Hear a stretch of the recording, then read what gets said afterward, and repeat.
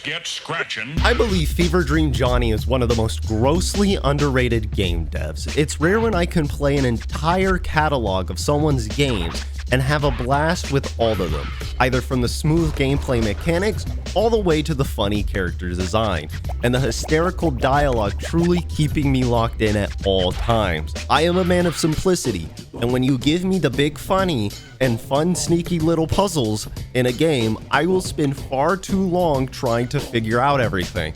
But the games themselves vary in their own little fun ways. So let me take you through my journey and start at the beginning with a little demo called Peeb's Adventure.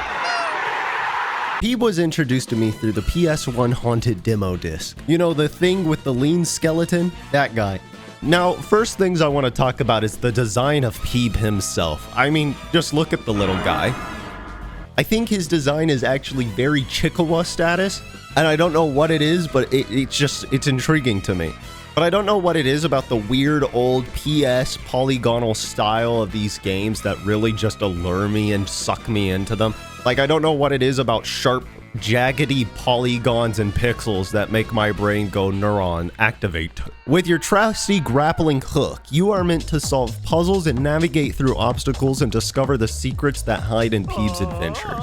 Now, the swinging mechanics actually feel really good in this game. I'd say the gameplay in itself is genuinely smooth, but I feel like the swinging as a whole is what the very old Spider-Man games wanted to feel like. In Peeb's Adventure, it's very clear that it's based off the old games like Mario 64, Banjo-Kazooie, Conker's Bad Fur Day, and that old school style. Especially even the music has sort of that reminiscent, nostalgic little feeling to it. But you can tell this game really lays the foundation for what is to come in the future, because you meet the little character named Orbo, which is the guard of the castle you go into.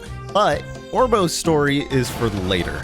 A little bit of foreshadowing, you might say. But truly, in Peeb's Adventure, the main goal is to go and get the Monkey King's crown, which, as you saw at the beginning of the video, the Monkey King exploded. But as you traverse the castle, you might find yourself discovering some darker things. But I believe that is for you to discover. If you don't want to go look for these games, I do have the link for them down in the description as well.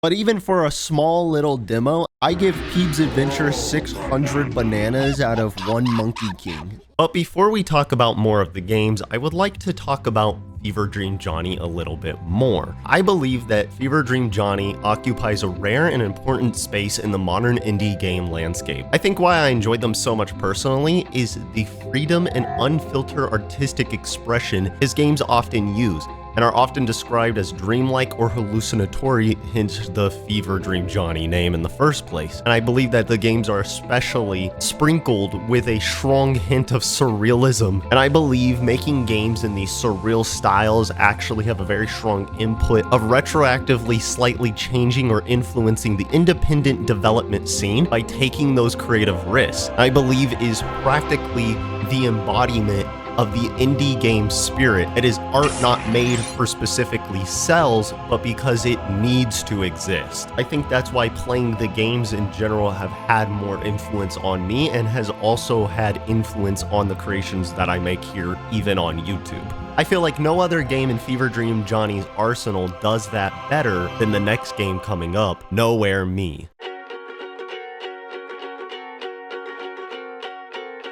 Nowhere Me is an Absurdist first-person Metroidvania, and Absurdist might be an understatement because this game is whack in the best way. From the surreal landscape and the stock JPEG people, God, I love the stock JPEG people, but to summarize the plot, you are trying to track down your missing brother Alex in a mysterious town of nowhere. And even for the game's very comedic take, there is always the dark undertones of a malevolent force in the background. And speaking of malevolent forces, I swear if Johnny ever wanted to make a horror game, it would be the freakiest thing ever made by man. Besides that, let's talk gameplay.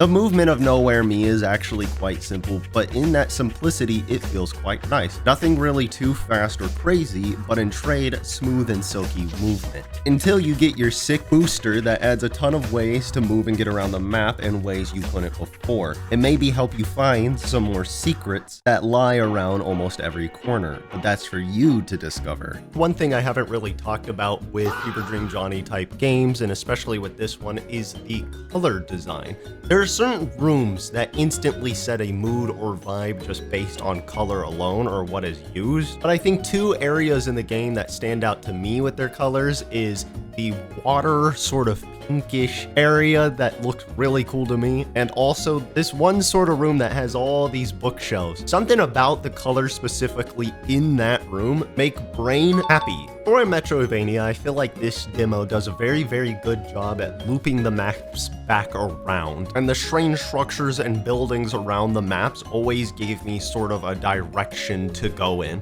I think this game has done a very good job at making you kinda feel like you're in the middle of nowhere because of the strange lack of certain details. It kind of has that effect of less can sometimes equal more, even if it wasn't intentional. And oh my god, is that Peeb from Peeb's Adventure, where I exactly started talking about Peeb's Adventure at 1 minute and 10 seconds and 18 milliseconds within my video? That's insane. And wait, that's that Orbos guy from Orbos Odyssey?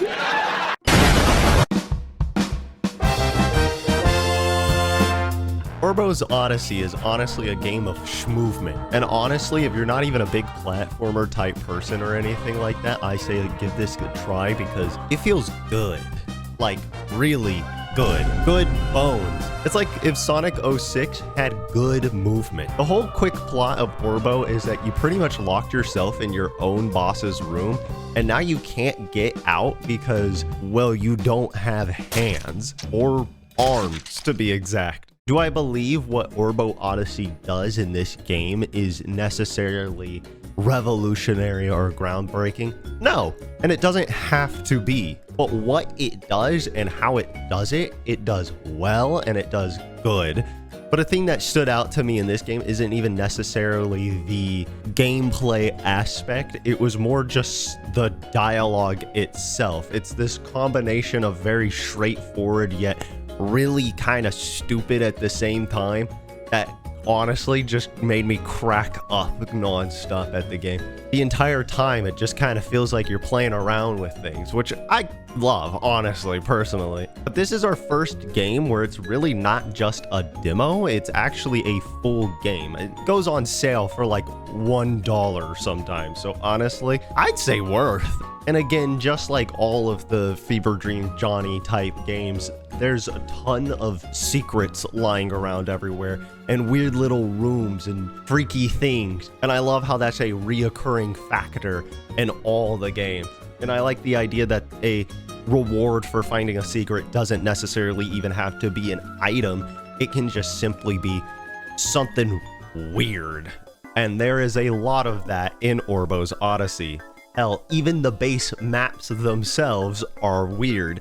I mean, on the first map, you have these strange skyscrapers with all these fake billboard ads, or maybe they're real in that universe. There's an infestation of cardboard cutout Draculas. I adore the cardboard cutout Draculas. Pause it. Wait. We're losing the plot. Rewind.